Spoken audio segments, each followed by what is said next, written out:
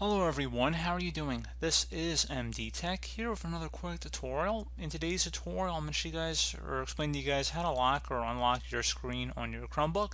So it should be a pretty straightforward tutorial, and we're going to go jump right into it. So on your keyboard, you want to go locate the search icon.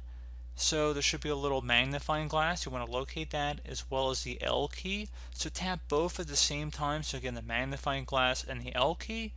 Or you can alternatively press the launcher icon, so you can see this little circle down here in the bottom of our screen.